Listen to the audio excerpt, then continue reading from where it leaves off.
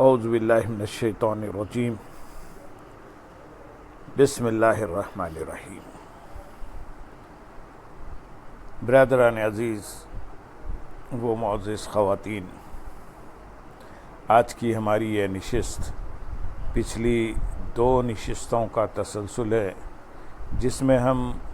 زبان کا خطرہ اور خاموشی کے فضائل بیان کیے۔ آج کی اس محفل میں بھی ہم اسی کے تسلسل میں بیان کریں گے۔ سب سے پہلے فضول کلام کے بارے میں کہا جائے گا۔ یہ بھی قابل مذمت ہے اور اس میں بے فائدہ کلام بھی شامل ہے، اور وہ کلام بھی جو مفید تو ہو لیکن حاجت سے زیادہ ہو، کیونکہ مفید کام کو مختصر گفتگو کے ذریعے بھی ذکر کرنا ممکن ہے، اور بڑھا چڑھا کر اور تکرار کے ساتھ بھی ذکر کرنا ممکن ہے۔ جب ایک کلمے کے ذریعے اپنے مقصود کو ادا کر سکتا ہے لیکن اس کے باوجود 2 کلمے کہتا ہے تو دوسرا کلمہ فضول یعنی حاجت سے زیادہ ہوگا، اور یہ بھی مذموم ہے، جیسا کہ پہلے ہم بیان کر چکے ہیں۔ اس میں کوئی گناہ ضرر نہ ہو۔ حضرت سیدنا عطا بن ابی رباح رحمۃ اللہ علیہ ارشاد فرماتے ہیں،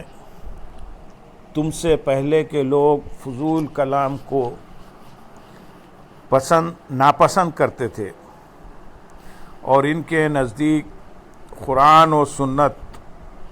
نیکی کی دعوت دینے، برائی سے منع کرنے اور دنیاوی زندگی کی ضرورت کے علاوہ ہر کلام فضول تھا۔ کیا تمہیں اس بات کا علم نہیں ہے کہ بے شک تم پر کچھ معزز لکھنے والے نگہبان ہیں،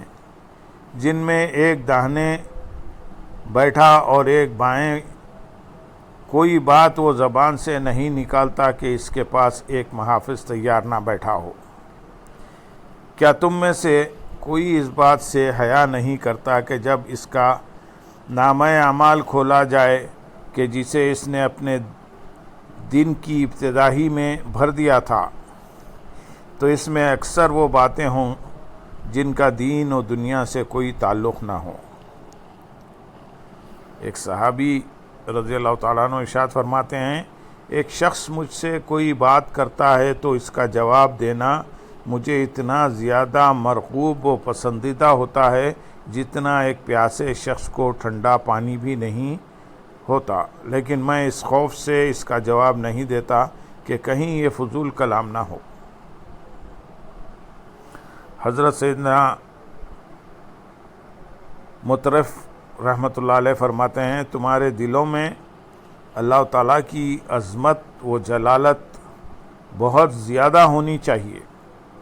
لہذا تم اس کا ذکر یوں نہ کرو، مثلا تم اپنے کتے یا گدھے کے لیے کہو اے اللہ تعالیٰ اسے برباد کر دے، اور جیسے دوسرے جملوں سے بھی بچو، یاد رکھیے فضول کلام کا احاطہ نہیں کیا جا سکتا، البتہ ضروری گفتگو قرآن کریم میں محصور ہے۔ چنانچہ اللہ تعالیٰ ارشاد فرماتے ہیں سورۃ النساء آیت نمبر 114 میں، ان کے اکثر مشوروں میں کچھ بھلائی نہیں مگر جو حکم دے خیرات یا اچھی بات یا لوگوں میں صلح کرنے کا۔ حضور نبی رحمت شفیع امت صلی اللہ علیہ وسلم نے ارشاد فرمایا، اس شخص کے لیے خوشخبری ہے جو اپنی زبان کی زائد گفتگو کو روک لے اور اپنا زائد مال خرچ کر دے، لیکن افسوس لوگوں نے معاملے کو کیسے تبدیل کر دیا کہ زائد مال کو روک لیتے ہیں اور زبان کو فضول گفتگو کے معاملے میں آزاد چھوڑ دیتے ہیں۔ حضرت سیدنا عبداللہ بن شقیر رضی اللہ تعالیٰ عنہ فرماتے ہیں، میں بنو عامر کے چند لوگوں کے ساتھ بارگاہ رسالت صلی اللہ علیہ وسلم میں حاضر ہوا، ان لوگوں نے کہا آپ ہمارے والد ہیں، ہمارے سردار ہیں، ہم میں سب سے افضل ہیں، سب سے زیادہ مکرم و مہربانی فرمانے والے ہیں اور انتہائی مہمان نواز ہیں، آپ ایسے ہیں، آپ ویسے ہیں۔ ارشاد فرمایا تم اپنی بات کہو، کہیں شیطان تمہیں جال میں نہ پھنسا لے۔ اس حدیث پاک میں اس بات کی طرف اشارہ ہے کہ جب زبان کسی کی تعریف کے لیے کھلتی ہے، اگرچہ تعریف سچی ہو، لیکن یہ خوف ہونا چاہیے کہ شیطان بے ضرورت زائد کلام نکلوا کر اپنے جال میں نہ پھنسا لے۔ حضرت سیدنا عبداللہ بن مسعود رضی اللہ تعالیٰ عنہ فرماتے ہیں میں تمہیں تمہارے فضول کلام سے ڈراتا ہوں، اور آدمی کے لیے اتنا کلام کافی ہے جو اس کی ضرورت کو پورا کر دے۔ حضرت سیدنا امام مجاہد علیہ رحمہ فرماتے ہیں گفتگو لکھی جاتی ہے، حتیٰ کہ ایک شخص اپنے بیٹے کو چپ کرانے کے لیے کہتا ہے میں تمہارے لیے فلاں فلاں چیزیں خریدوں گا، حالانکہ خریدنے کی نیت نہیں ہوتی، تو اسے جھوٹا لکھا جاتا ہے۔ حضرت سیدنا حسن بصری علیہ رحمہ نے ارشاد فرمایا اے ابن آدم، تیرا نامہ اعمال کھول دیا گیا ہے اور اس کے ساتھ 2 معزز فرشتے مقرر کر دیے گئے ہیں، اب تیرا جو جی چاہے عمل کر، خواہ تھوڑا کر یا زیادہ۔ مروی ہے کہ حضرت سیدنا سلیمان علیٰ نبینا علیہ الصلاۃ والسلام نے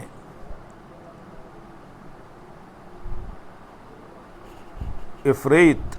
یعنی ایک طاقتور جن، عفریت یعنی ایک طاقتور جن کو بھیجا اور اس کے پیچھے کچھ لوگوں کو بھیجا تاکہ وہ دیکھیں کہ یہ کیا کہتا ہے اور آپ کو آ کر خبر دیں۔ چنانچہ انہوں نے بتایا کہ یہ ایک بازار سے گزرا تو اپنا سر آسمان کی طرف اٹھایا، پھر لوگوں کی طرف دیکھا اور اپنا سر ہلانے لگا۔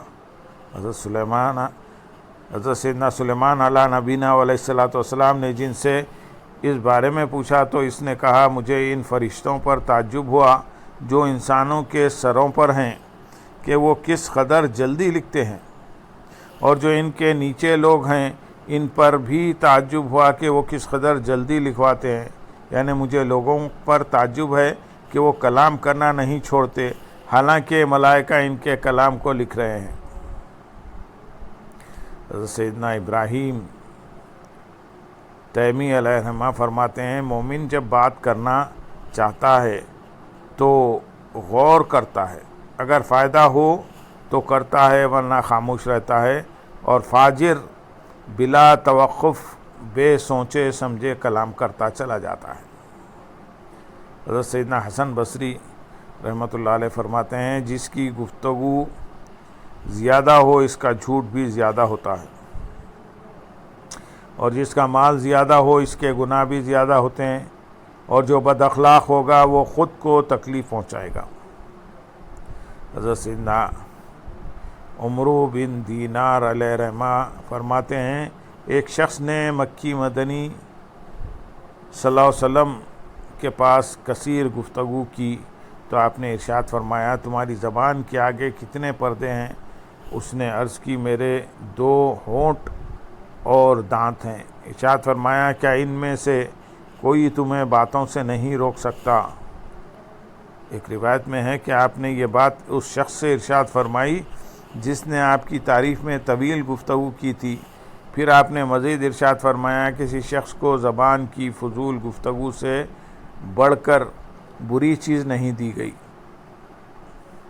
حضرت سیدنا عمر بن عبدالعزیز علیہ رحمہ فرماتے ہیں فخر و مباحات کا خوف مجھے زیادہ کلام کرنے سے روکتا ہے۔ ایک دانا کا قول ہے کہ اگر کوئی شخص کسی مجلس میں ہو اور اسے گفتگو کرنا اچھا لگے تو خاموش رہے، اور اگر وہ خاموشی کو پسند کرے تو کلام کرے۔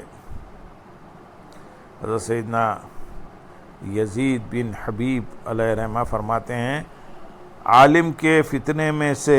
یہ بھی ہے کہ اسے بولنا سننے سے زیادہ پسند ہو، حالانکہ اس بات کے لیے کوئی دوسرا بھی موجود ہے، کیونکہ سننے میں سلامتی ہے اور بولنے میں ریاکاری اور کمی بیشی کا خطرہ ہے۔ حضرت سیدنا عبداللہ بن عمر رضی اللہ تعالیٰ عنہما فرماتے ہیں آدمی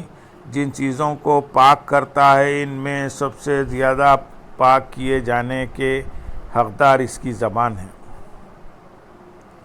حضرت سیدنا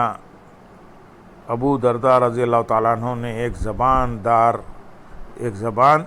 دراز عورت کو دیکھ کر فرمایا اگر یہ گونگی ہوتی تو اس کے لیے بہتر تھا۔ حضرت سیدنا ابراہیم نخعی علیہ رحمہ فرماتے ہیں لوگوں کو دو باتیں ہلاک کرتی ہیں، زائد مال اور فضول کلام۔ تو یہ فضول کلام اور زیادہ بولنے کی مذمت تھی، اور اس پر ابھارنے والا سبب اور اس کا علاج وہی ہے جو بے فائدہ گفتگو کی آفت میں گزر چکا۔